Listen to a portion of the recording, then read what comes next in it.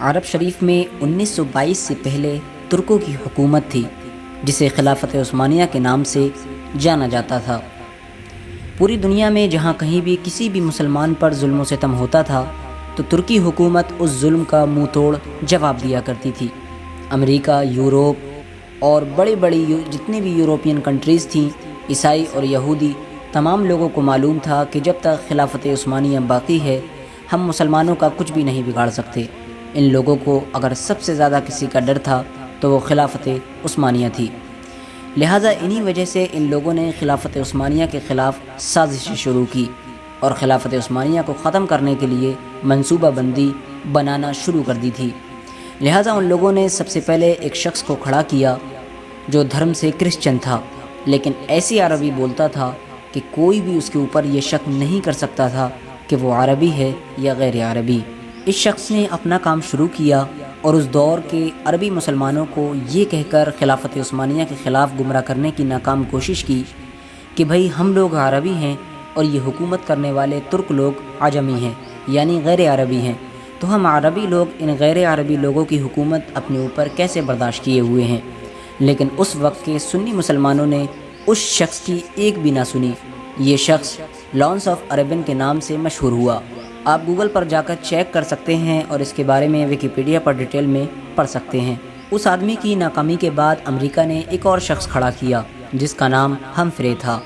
ہمفرے کے بارے میں بھی آپ ویکیپیڈیا پر جا کر چیک کر سکتے ہیں۔ ہمفرے کی ملاقات عرب کے ایک شخص ابن عبد الوہاب نجدی سے ہوئی اور ایک قبیلے کے سردار ابن سعود سے ہوئی۔ ہمفرے نے ابن سعود کو عرب کا حکمران بنانے کا لالچ دیا جس میں ہمفرے کامیاب ہو گیا۔ اس کے بعد ابن سعود نے اپنی فوج کے ساتھ عرب شریف میں ترکوں کے خلاف بغاوت کر دی، لہٰذا مکہ، مدینہ، طائف جیسے عظیم شہروں میں خونریزی شروع ہو گئی اور ابن سعود کی فوج کے ہاتھوں سے لاکھوں بے گناہ مسلمانوں کی شہادت ہوئی۔ لہٰذا ان حالاتوں کو دیکھنے کے بعد خلافت عثمانیہ کی طرف سے یہ اعلان کیا گیا کہ ہم مکہ، مدینہ اور طائف جیسے عظیم شہروں میں خونریزی نہیں کرنا چاہتے، کسی بھی مسلمان کا خون نہیں بہانا چاہتے، لہٰذا ہم عرب سے خلافت عثمانیہ کو ختم کر کے اپنے ملک ترک واپس جانا چاہتے ہیں۔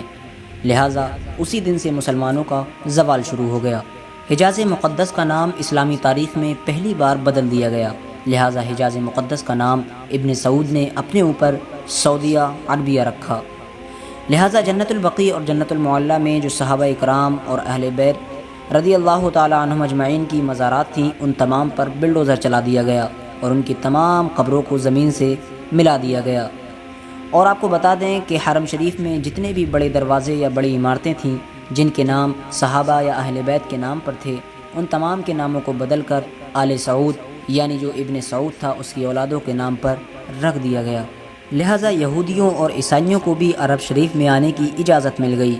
جس دن ابن سعود وہاں کا حکمران بنا وہاں پر ایک بہت بڑا جشن کا انعقاد کیا گیا جس میں امریکہ، برطانیہ اور بڑے بڑے غیر مسلم جو دیش ہیں ان تمام کے حکمران شامل ہوئے۔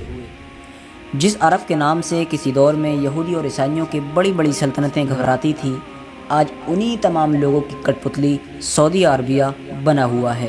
ان تمام حالات کو دیکھتے ہوئے ڈاکٹر اقبال نے اپنے ہی دور میں لکھ دیا تھا، وہ فاقہ کش جو موت سے ڈرتا نہیں ذرا، روح محمد اس کے دل سے نکال دو، فکر عرب کو دے کر فرنگی تخیلات، اسلام کو حجاز و یمن سے نکال دو۔